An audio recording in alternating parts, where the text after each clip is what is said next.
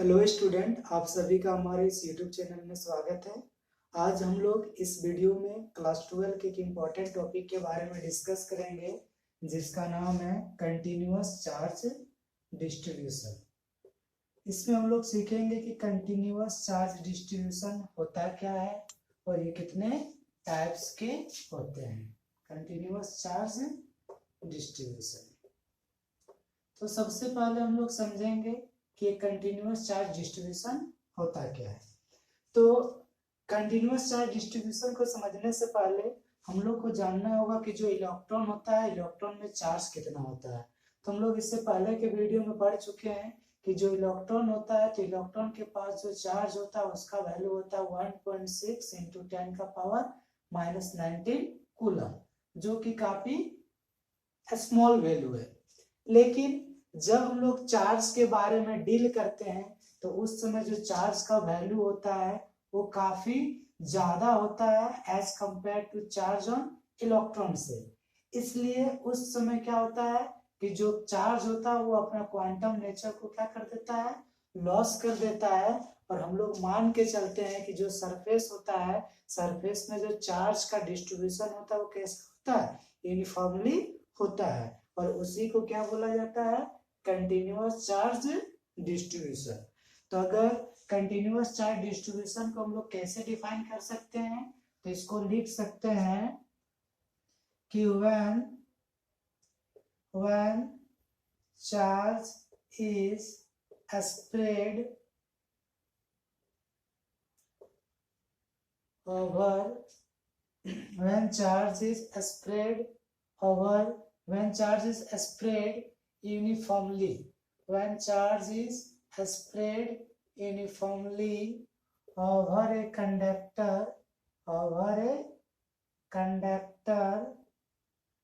then it is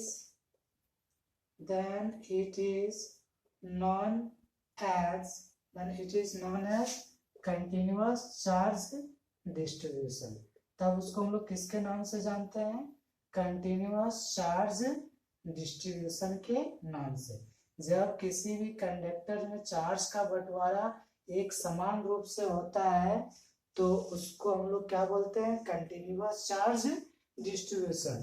suppose that ये एक surface है, उसमें चार्ज का बंटवारा यूनिफॉर्मली हो गया। अब क्या होगा, तो इसमें एक छोटा सा पॉइंट हम लोग मान के चलते हैं, ये वाला पार्ट, ठीक है। तो ये वाला पार्ट में कितना चार्ज होगा, तो ये वाला पार्ट में कितना चार्ज होगा, dq। अब ये चार्ज जो टेस्ट चार्ज कुछ दूरी पर होगा उस पर कितना फोर्स लगाएगा, तो उसको हम लोग कैसे निकाल सकते हैं। तो मान के चलते हैं कि टेस्ट चार्ज Q नॉट को यहाँ पर रखे हैं, जिसका पोजीशन वेक्टर क्या है, r वेक्टर है।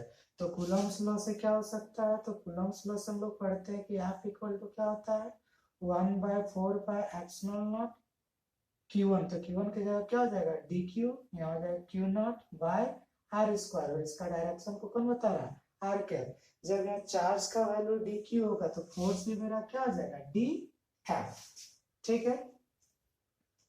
और जब इसका हम टोटल फोर्स निकालेंगे तो टोटल फोर्स सरफेस के कारण कितना लगेगा, तो टोटल फोर्स निकालने के लिए हम लोग क्या करेंगे, बोथ साइड क्या कर देंगे, इंटीग्रेशन कर देंगे।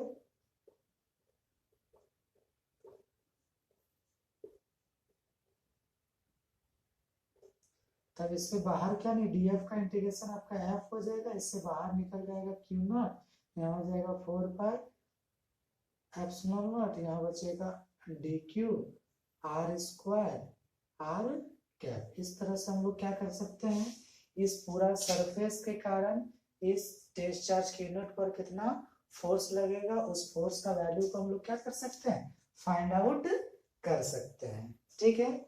अब हम लोग डिस्कस करेंगे types of charge continuous charge distribution.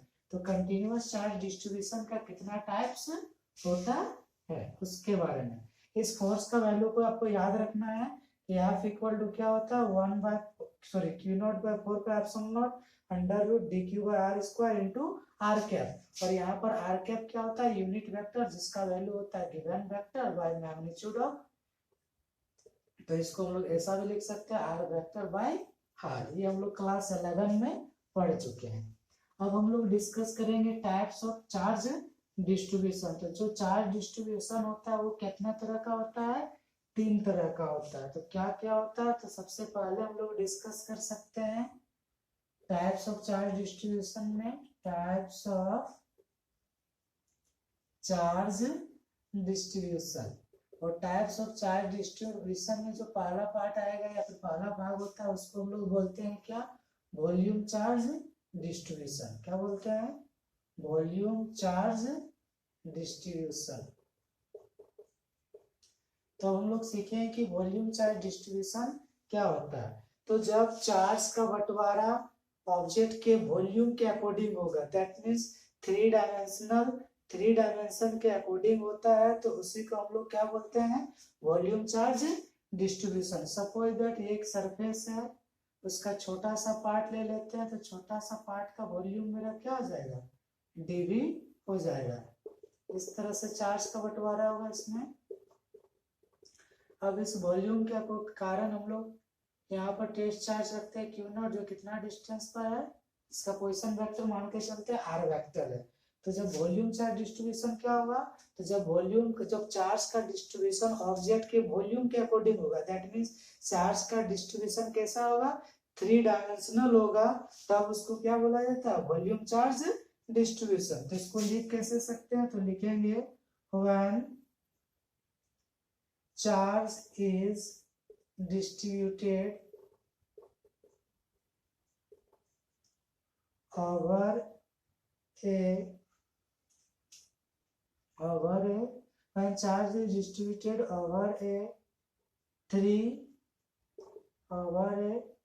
three-dimensional volume or region V in a space is called volume charge distribution. जब चार्ज का बंटवारा ऑब्जेक्ट के वॉल्यूम के अकॉर्डिंग होता है तो उसको हम लोग क्या बोलते हैं, वॉल्यूम चार्ज डिस्ट्रीब्यूशन। और वॉल्यूम में जब डिस्ट्रीब्यूशन होता है तो किस तरह का होता है, 3 डायमेंशनल होता है। लेकिन इस एग्जाम में इसका अलग पार्ट पूछा जाता है जिसको हम लोग बोलते हैं वॉल्यूम चार्ज डेंसिटी। ये एग्जाम में काफी बार पूछा जाता है कि what is volume charge density. Volume charge density क्या होता है, तो वॉल्यूम चार्ज डेंसिटी को हम लोग रिप्रेजेंट करते हैं रो से। किससे रिप्रेजेंट करते हैं, रो से। तो वॉल्यूम चार्ज डेंसिटी क्या होता है, तो ऑब्जेक्ट के एक यूनिट वॉल्यूम में जितना चार्ज होता है उस चार्ज को ही हम लोग क्या बोलते हैं, volume charge density. That means charge per unit volume is known as volume charge density. Volume charge density को क्या लिख सकते हैं, तो इसको लिख सकते हैं charge per unit volume. Charge per unit volume is known as volume charge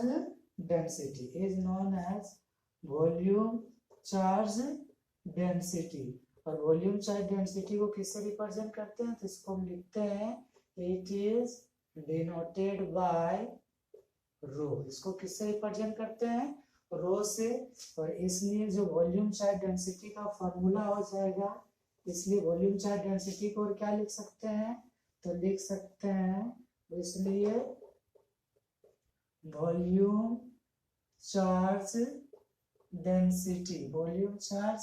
density क्या हो जाएगा, रो इक्वल टू क्या हो जाएगा, चार्ज पर यूनिट वॉल्यूम। या फिर इसी को लिख सकते हैं रो, यहाँ पर कर सकते हैं dq बाय dv।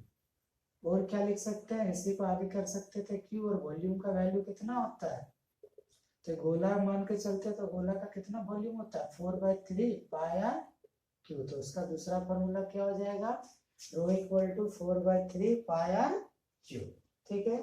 अगर इसका बात करेंगे यूनिट का, तो इसका यूनिट क्या होगा, तो चार्ज का यूनिट क्या होता है, कूलम, और वॉल्यूम का क्या होता है, मीटर क्यूब। तो इस तरह से इसका यूनिट क्या बनेगा, कूलम पर मीटर क्यूब। इसको हम लोग क्या पढ़ेंगे, कूलम पर मीटर क्यू। ठीक है, अब हम लोग सीखेंगे कि जब चार्ज का बंटवारा वॉल्यूम के अकॉर्डिंग होगा तो कितना फोर्स लगाएगा, पूरा वॉल्यूम के कारण टेस्ट चार्ज पर कितना फोर्स लगेगा और इसका इलेक्ट्रिक फील्ड इंटेंसिटी कितना होगा। तो जनरली हम लोग देखिए इससे पहले कि जो फोर्स का वैल्यू होता है डिस्ट्रीब्यूशन ऑफ चार्ज में, तो F इक्वल टू क्या आता है, Q naught by 4 pi epsilon naught, और यहाँ क्या होता था integration of dq by r square, और क्या होता है r कैप होता है। अब जब वॉल्यूम चार्ज डिस्ट्रीब्यूशन के अकॉर्डिंग होगा तो टोटल फोर्स कितना होगा उसको हम लोग यहाँ पर निकालने के लिए सीखेंगे। तो इस फॉर्मूला से जैसे अभी बताएं कि rho equal to D Q by D B होता है, तो इसको जब आगे बढ़ा देंगे तो डी क्यू इक्वल टू क्या हो जाएगा, रो डी बी।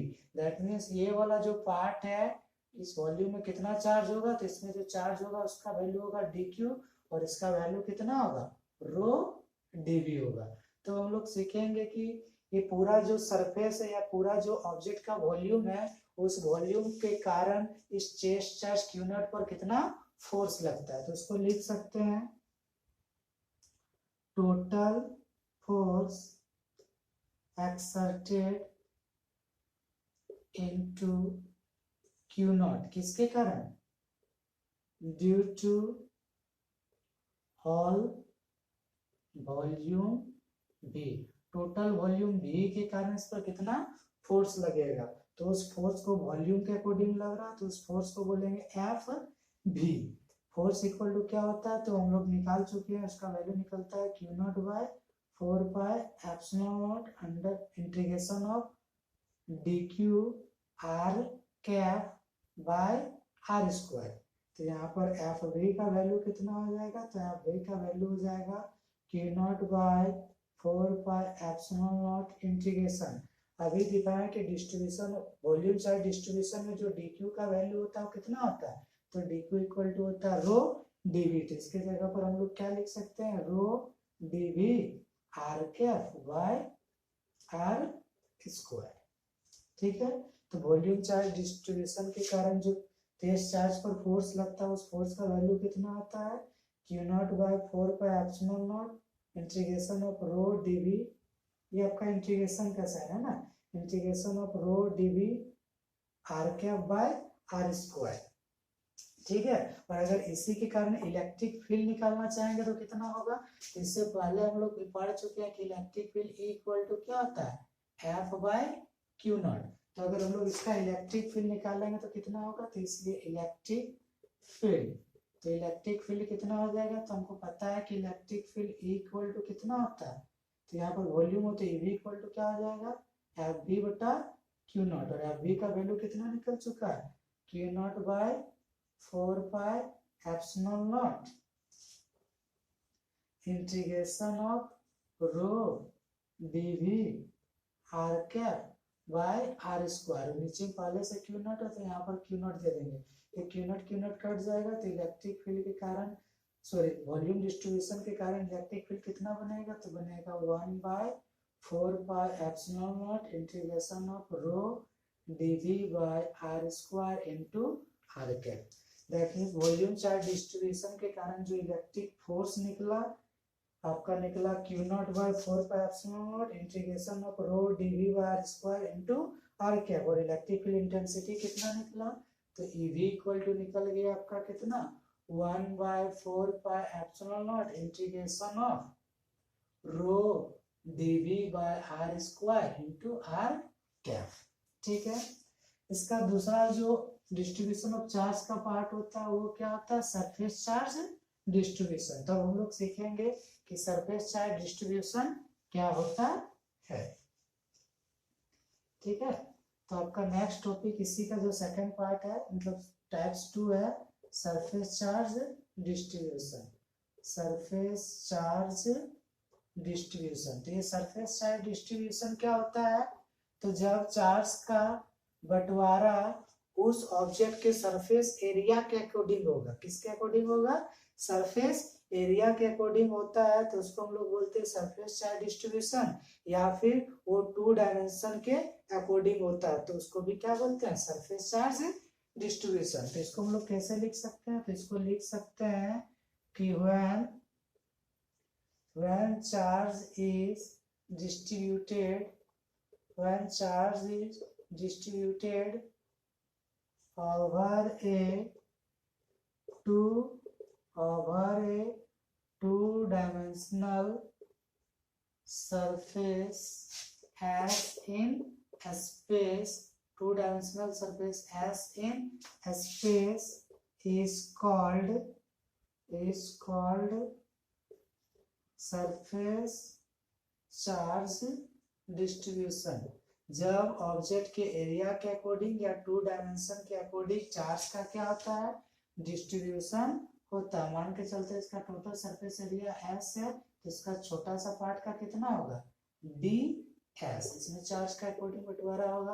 और फिर इसके कारण क्या करेंगे, हम लोग एक टेस्ट चार्ज रखेंगे, उस पर कितना फोर्स लगेगा, तो मान के चलते हैं कि इस पॉइंट पर टेस्ट चार्ज Q0 पर रखे हैं, जिसका पोजीशन वेक्टर कितना R, ठीक है। तो इसके कारण कितना होगा, तो पहले सरफेस चार्ज डिस्ट्रीब्यूशन क्या होता है, तो जब चार्ज का डिस्ट्रीब्यूशन ऑब्जेक्ट के सरफेस एरिया के अकॉर्डिंग या फिर टू डायमेंशनल डिस्ट्रीब्यूशन होता है, तो उसी को हम लोग क्या बोलते हैं, सरफेस चार्ज डिस्ट्रीब्यूशन। लेकिन एग्जाम में जो क्वेश्चन आता है वो क्वेश्चन इसका अंदर से पूछता है सरफेस चार्ज डेंसिटी क्या होता है। तो अभी हम लोग पहले डिस्कस करेंगे सरफेस चार्ज डेंसिटी, जिसको किससे रिप्रेजेंट किया जाता है, सिग्मा से। तो सरफेस चार्ज डेंसिटी क्या होता है, तो इससे पहले अभी जस्ट हम लोग सीखे वॉल्यूम चार्ज डेंसिटी में। वॉल्यूम चार्ज डेंसिटी में क्या सीखे कि एक यूनिट वॉल्यूम में जितना चार्ज होगा उसको बोलते हैं वॉल्यूम चार्ज डेंसिटी। सिमिलरली एक यूनिट सरफेस एरिया में जितना चार्ज होगा उसी को हम लोग क्या बोलते हैं, सरफेस चार्ज डेंसिटी। तो इसको लिख कैसे सकते हैं, तो इसको लिख सकते हैं कि charge per unit surface area, charge per unit surface area is non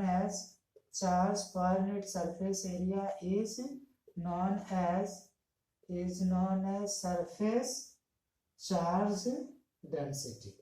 charge per unit surface area is known as surface charge density. और इसको रिप्रेजेंट कैसे करते हैं, तो it is denoted by sigma. ये हमारा जो ये अभी जितना भी हम लोग अंदर का टर्म पढ़ रहे हैं वो आपका गॉस लॉ जो आगे चलकर हम लोग पढ़ेंगे तो उसमें काम देगा, इसलिए इस चीज को बहुत अच्छा से आपको समझना है और न्यूमेरिकल में भी ये आपको काफी हेल्प करेगा। तो it is denoted by sigma, इसलिए जो सरफेस चार्ज डेंसिटी होगा क्या हो जाएगा, इसलिए सरफेस चार्ज डेंसिटी को लिख सकते हैं सिग्मा इक्वल टू क्या लिख सकते हैं, charge per unit area, that means S भी लिख सकते हैं, या फिर आप एरिया को ए मानिएगा तो क्या लिख सकते हैं, ए भी लिख सकते हैं। और इसको क्या लिख सकते हैं, और एरिया को क्या लिख सकते हैं, तो यहाँ क्यू हो गया और एरिया कितना हो जाएगा, जब स्क्वायर मानते हैं तो उसका एरिया हो जाएगा 4 पाई आर स्क्वायर, इतना भी लिख सकते हैं। और क्या लिख सकते हैं, तो सिग्मा इक्वल टू हो जाएगा चार्ज, यहाँ पर डी क्यू करेंगे तो यहाँ पर एरिया भी क्या हो जाएगा डी एस, और इस तरह से डी क्यू का वैल्यू निकालेंगे तो क्या हो जाएगा, डी क्यू इक्वल टू हो जाएगा sigma D S. That means ये वाला जो छोटा वाला पार्ट है उस छोटा वाला पार्ट में कितना चार्ज स्टोर होता है, डी क्यू, और उसका वैल्यू कितना आता है, सिग्मा डी एस, ठीक है। फिर इसका अगर हम लोग निकालना चाहेंगे यूनिट, तो इसका यूनिट क्या हो जाएगा, तो इसका यूनिट हो जाएगा, तो हम लोग जानते हैं कि सिग्मा इक्वल टू तो चार्ज पर यूनिट है, तो चार्ज का होता है कूलम और एरिया का क्या होता है मीटर स्क्वायर, दैट मींस इसका यूनिट हो जाएगा कूलम पर मीटर स्क्वायर। इसको हम लोग क्या पढ़ेंगे, कूलम पर मीटर स्क्वायर। अगर डायमेंशन लिखना चाहेंगे तो इसका डायमेंशन क्या हो जाएगा, तो कूलम का डायमेंशन हमको पता है क्या होता है 80 और मीटर स्क्वायर है, दैट मींस क्या होगा एल स्क्वायर। तो ऊपर चला जाएगा तो कितना हो जाएगा एल का पावर -2 टी ए, ये कितना हो जाएगा सरफेस चार्ज डेंसिटी का डायमेंशन फॉर्मूला।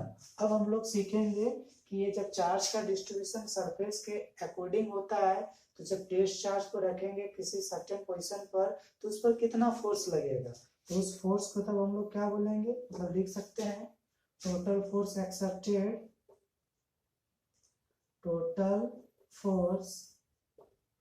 एक्सर्टेड इनटू किस पर Q0, किसके कारण ड्यू टू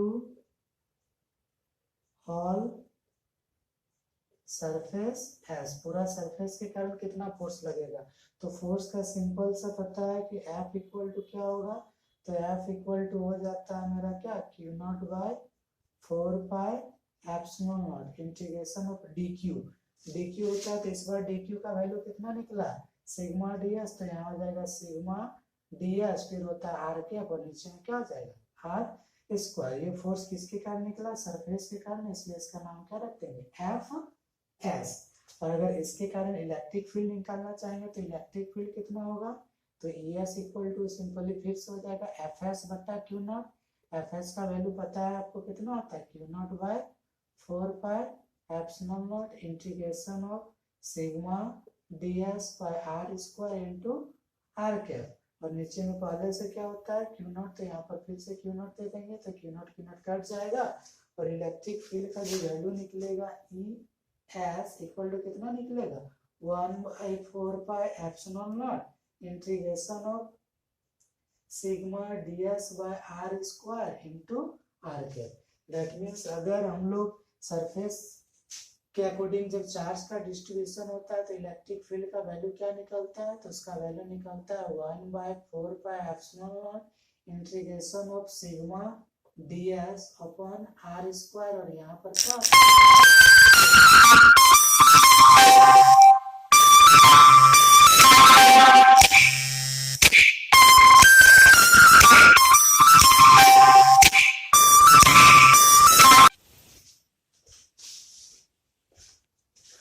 अब हम लोग उसका तीसरा टाइप्स के बारे में डिस्कस करने वाले हैं। तो तीसरा टाइप्स को क्या बोला जाता है, तो तीसरा टाइप्स आपका होता है लीनियर चार्ज डिस्ट्रीब्यूशन। अब हम लोग सीखे हैं कि लीनियर चार्ज डिस्ट्रीब्यूशन क्या होता है।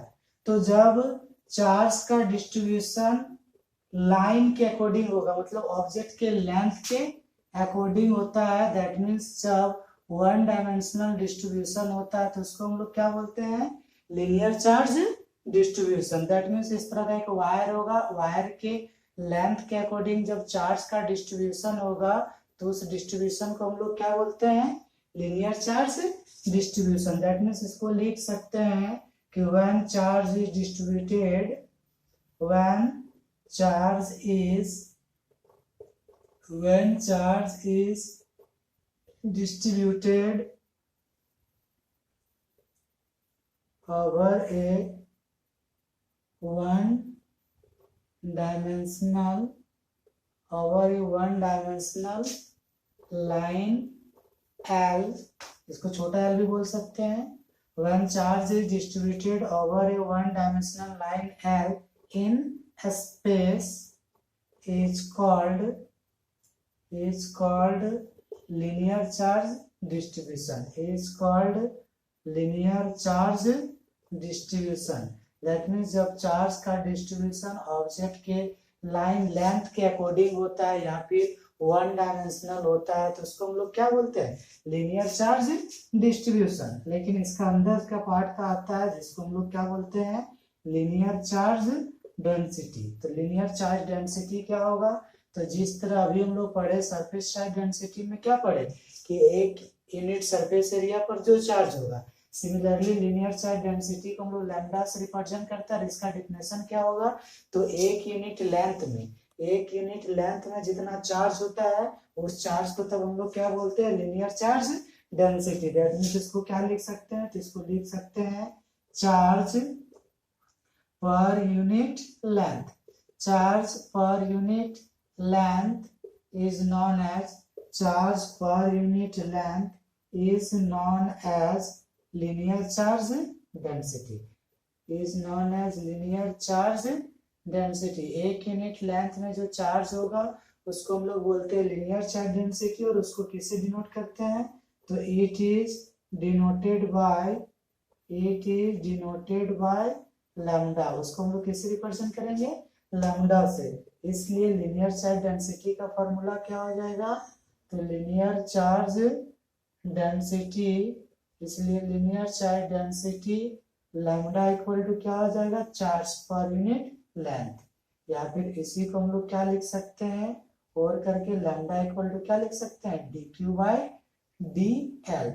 इस फॉर्मूला से अगर डी क्यू का वैल्यू निकालना चाहेंगे तो डी क्यू इक्वल टू क्या हो जाएगा, लैम्डा डी एल। इसी तरह अगर हम लोग पूरा वायर के कारण टेस्ट चार्ज पर अगर हम लोग फोर्स निकालना चाहेंगे, उसका स्मॉल लेंथ चुन लेते हैं डी एल, जिसका पोजीशन वेक्टर इतना डिस्टेंस पर रहेगा।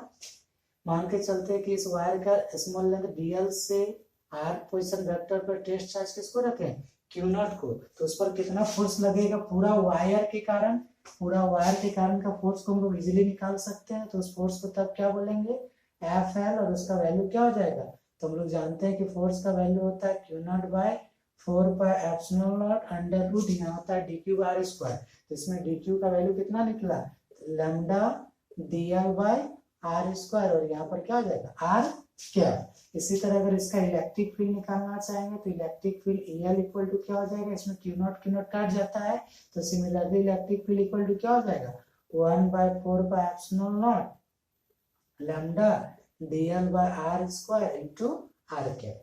अगर लीनियर चार्ज डेंसिटी का हम लोग यूनिट निकालना चाहेंगे तो इसका यूनिट क्या हो जाएगा, तो इसका होता है चार्ज पर यूनिट लेंथ, ऊपर में कूलम हो जाएगा, लेंथ के लिए मीटर, तो इसका यूनिट क्या होता है, कूलम पर मीटर। इसको क्या रेडी करेंगे, तो इसको हम लोग पढ़ेंगे coulomb per metre.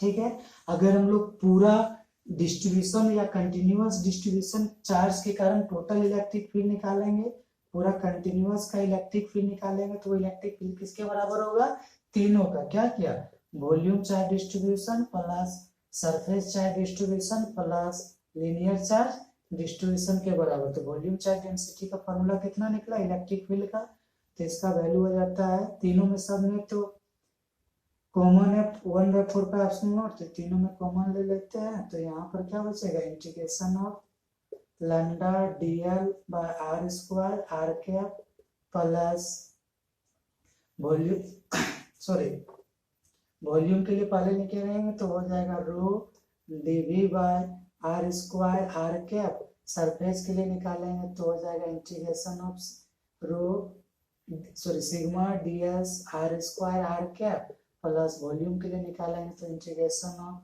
Lambda D L by R square R cap. तो इस सबको अगर भी हम चाहेंगे तो इस सबको भी हम कॉमन ले सकते हैं, आर स्क्वायर को भी कॉमन ले सकते हैं और आर कैप को भी कॉमन ले सकते हैं। तो इस तरह से हम लोग कंटिन्यूअस चार्ज डिस्ट्रीब्यूशन का टोटल इलेक्ट्रिक फील्ड को भी हम लोग क्या कर सकते हैं, फाइंड आउट कर सकते हैं।